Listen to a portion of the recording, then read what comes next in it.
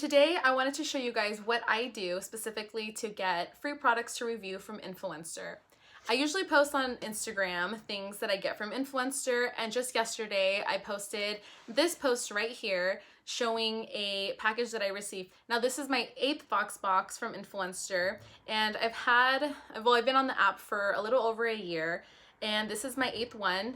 But there have been so many people who say that they've been on it for years and they just give up, or they just complain and say, I've been on it for years, I'm reviewing, and I don't get anything. So I'm gonna show you guys some tips that I do and how I utilize the app in order to be more successful on Influencer and get you some Voxboxes. So something that I found really interesting was regarding surveys. So first thing I wanna say is to answer your surveys honestly. On the surveys, I feel like they repeat certain questions, and I feel like it's because they want to see how consistent you are in your answers and whether your answers are just all over the place, because they really are trying to match you up with a campaign that suits you. If you don't even have a dog, don't accept dog treats just because it's free. If you're just kind of like all over the place because you're just trying to see what you can get for free, you're probably not going to be matched with the campaign at all, or they're gonna find it really difficult to match you with something that would best suit you. So definitely be honest in your answers and don't just say yes to get free products.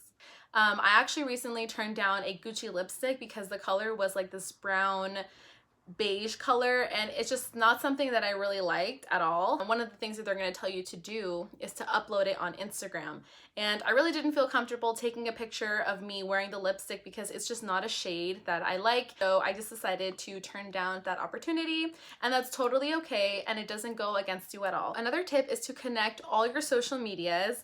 For a lot of the campaigns, they are going to ask you to either do an Instagram story or an Instagram post, so make sure you're definitely connecting your Instagram. I know I've gotten some campaigns where they want you to post something on Twitter. I'm not so sure what other sites, maybe Facebook.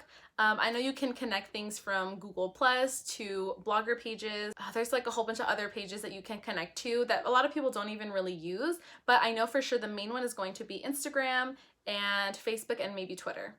And also, relating to the topics of social media, you really don't have to have a large following in order to gain Voxboxes. This is kind of like a misconception that seems to be going around. A lot of people are worried that they have to have like a huge following on Instagram or Twitter or YouTube, and that's definitely not the case. I've actually seen a lot of people who create separate Instagram accounts just for Influencer because they don't want to connect the two, and that's totally fine, and they've been getting Voxboxes, some even more than me. So I definitely don't think that having a low amount of followers will affect your chances of getting Voxboxes. Something else that I think is really important is to check your emails from Influencer. The reason I say this is because I get quite a few emails from Influencer daily, whether it's to remind me that I have snaps waiting for me to fulfill, whether it's they're sending me a link to an article for a new product that they want me to read up on. It really doesn't hurt to just click on the link and see what they are trying to show you. I don't want to miss out on the opportunity to check out an article. Maybe they're looking for someone who's interested in that product in the article. We don't know, but it really doesn't hurt to just open the email and see what they have to offer and what they have to say. Also, when you're checking emails, make sure you don't miss out on the shortlist. Shortlist is super important, and you don't want to miss out on the shortlist surveys. The shortlist is when you have the selected people and they either have to opt in by a deadline, and they also want to do maybe additional questions just to make sure they are the right fit for the campaign. If by chance someone opts out because they don't like the product, or by chance they miss the deadline, it goes to the people on the short list. So definitely make sure you check your emails, and anything that says shortlist, jump on it and definitely fill out that survey. If you guys have ever gotten a Voxbox, you know that there are deadlines that you have to complete them by. Usually once you're accepted into the campaign, or once you've received your product, you can click I received my Voxbox, and you do have about maybe like a week and a half in order to complete the steps to get your badge. You definitely want to stay on top of your deadline because that can definitely affect your chances of getting a Voxbox in the future. There are some campaigns that after they require you to do a post survey. They definitely state that if you don't fill out the post survey, even though you fulfilled the campaign, if you don't fill out the post survey, you can definitely ruin your chances of getting Voxboxes in the future. A tip that I have for those of you who are feeling super frustrated and you feel like you're just not getting anywhere because you haven't gotten anything or heard anything back from Influenster, is do not delete your app. And I know you were probably guilty of it. I know when I first started, I was totally guilty because I was so frustrated feeling that I wasn't getting the results that I wanted to see, and I wasn't getting emails, and I wasn't getting any surveys. So do not delete the app because you might show up as inactive and you may even miss out on an opportunity to get a Voxbox or get a survey for a Voxbox. So really quick, you guys, I wanted to talk more about how you really don't have to be reviewing so much, and I'll get more into that later on in this video, but I just wanted to explain to you guys how last night I really couldn't sleep, so I decided to go on the app. But before then, I hadn't really been on the app for about a week, other than just kind of grabbing some screenshots for you guys to put into this video. But other than that, last night I went on the app. I didn't do any reviews. I really only answered a couple questions. I liked some articles, I read up on a couple things, and sure enough, that shortlist survey that you guys saw earlier in this video, that I actually just got that today. So just yesterday, without doing any reviews, I literally just did other things on the app besides reviewing, and as I'm editing this video, I got that shortlist survey. So definitely just kind of proving my point, you guys. You really don't have to be reviewing and doing snaps all day.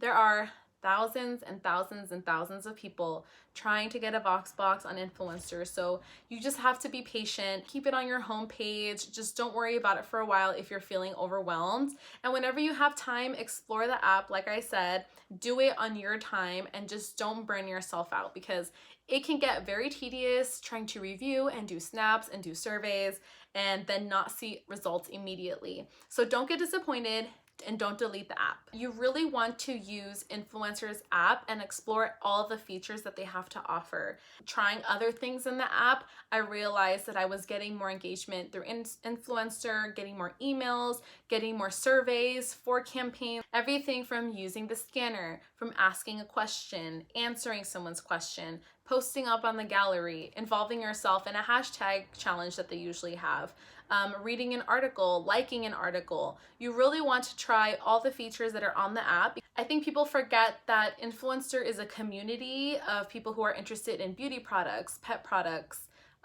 baby toys, baby food, furniture, to cleaning products, to doing your taxes. Like, there are so many things that you can review and give your advice and opinion on. You'd also get badges for even just answering someone's question. The more you answer someone's question, you may even get a badge showing your expertise in a certain category. Also, upload photos of products that you're reviewing too. That also helps and can also get you badges. So really explore the app and use all of its features. So the last tip that I have for you guys is, when you guys are reviewing, to do very thorough reviews.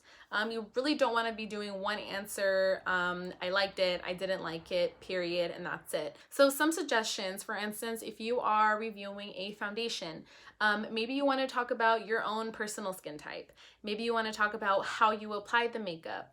Was it affordable? Was it expensive? Where did you find it? Is it available at Nordstrom, Target, Macy's? How was the finish? Would you buy it again? Would you recommend it? So you really want to be as thorough as you can in your reviews. Also, Influencer tracks how long your reviews are. So I'll show you guys a screenshot here. As you guys are filling out your reviews, there's going to be a bar and it'll fill up and it'll go all the way to the right. And once it hits the very end, sometimes you'll get a little saying stellar review or great work. And I pretty much, that's always the sign to me, meaning that I did a thorough review. You also want to check your spelling. I mean, I don't think anyone really wants to put you in a campaign where you're going to review on, let's say, Sephora, because that could be that's something that I've actually had to do, is I've had to leave a review on Sephora, and if you're constantly having grammar errors, I really don't think they're going to want you to post on their website if you're just spelling, you know, a bunch of nonsense. So definitely check your grammar, check your spelling, and definitely write a review as thorough as you can.